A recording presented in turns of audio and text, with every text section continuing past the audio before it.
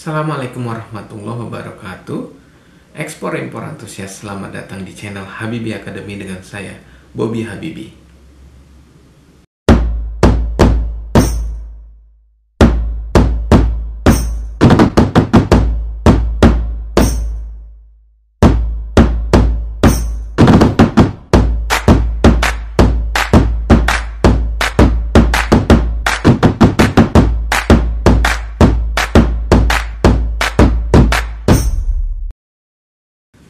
Pada video kali ini kita akan belajar tentang LC Settlement.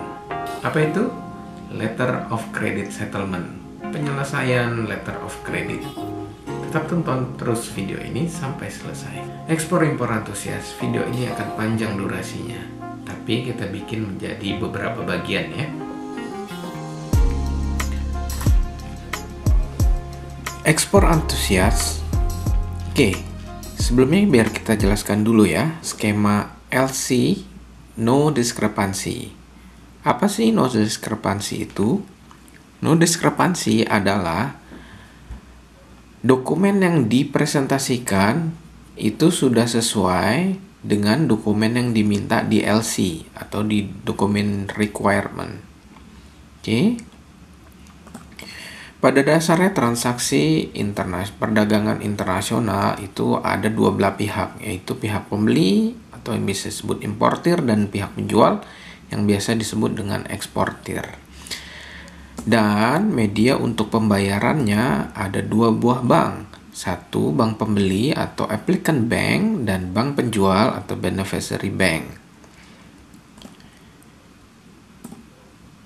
Nah, selain dua belah pihak di atas, ada juga nih satu yang penting, yaitu sales contract. Apakah sales contract itu? Sales contract ini adalah aturan main dalam transaksi ini.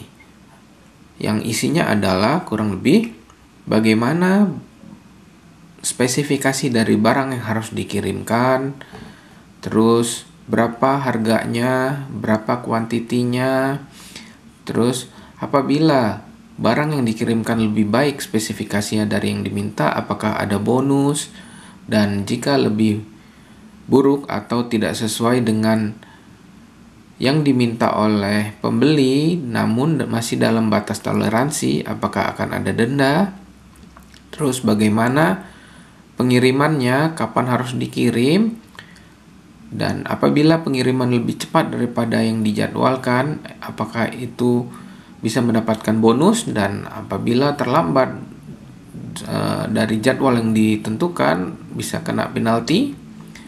Dan jika terjadi dispute harus bagaimana, nanti peradilan arbitrasenya ada di mana.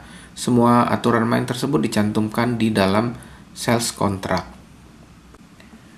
Kita lanjutkan ya.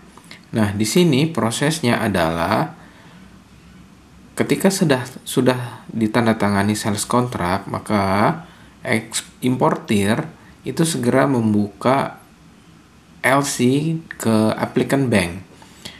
Nah, kemudian LC tersebut akan diteruskan ke beneficiary bank dan nantinya beneficiary bank akan meneruskan LC-nya kepada eksportir.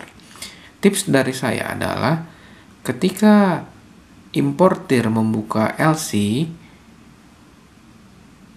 draft LC ini dikomunikasikan kepada eksportir.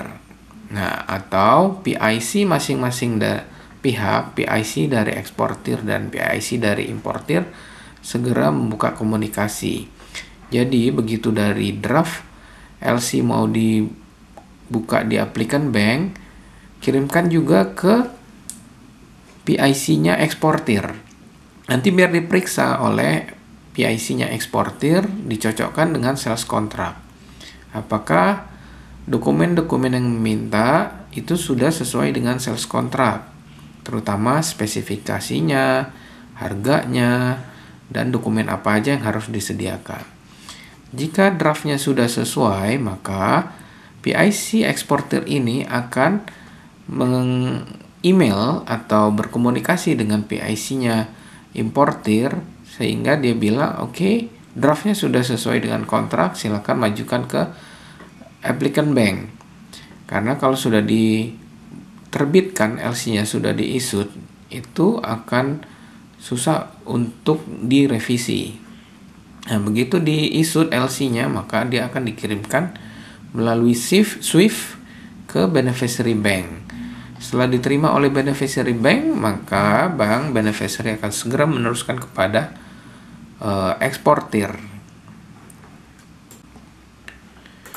Oke, proses selanjutnya adalah eksportir harus segera menyiapkan barang dan mengirimkan kepada importir atau pembeli.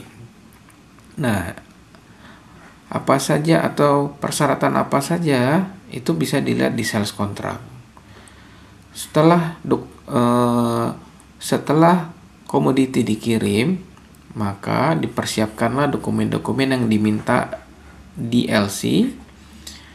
Apakah sertifikat of origin, apakah sertifikat of weight analysis, atau sertifikat apa saja yang dibutuhkan atau yang dicantumkan di LC, maka itu disiapkan. Setelah disiapkan, maka dokumen tersebut dipresentasikan ke bank beneficiary. Nanti biasanya bank beneficiary akan memeriksa sesuai dengan LC.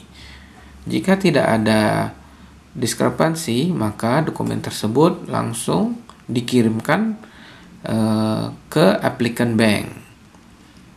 Nanti applicant bank juga akan menerima dokumen tersebut. Jika tidak ada diskrepansi, maka dalam waktu 5 hari kerja itu applicant bank harus segera melakukan pembayaran kepada beneficiary bank, dan beneficiary bank akan meneruskan pembayaran kepada eksportir. Proses selanjutnya adalah dokumen diberikan kepada importir, dan importir akan segera melakukan pembayaran kepada bank. Hal ini bisa dilakukan jika importir merupakan nasabah yang sudah lama, sehingga applicant bank berani untuk membayarkan dahulu kepada beneficiary bank dan diteruskan kepada importir.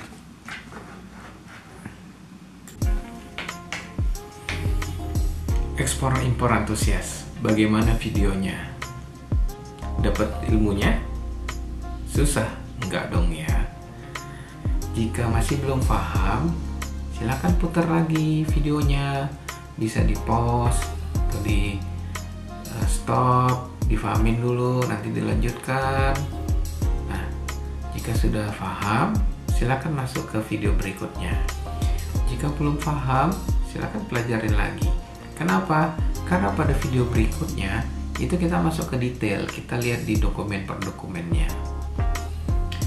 Oke, semoga menambah satu ilmu buat ekspor impor antusias ya.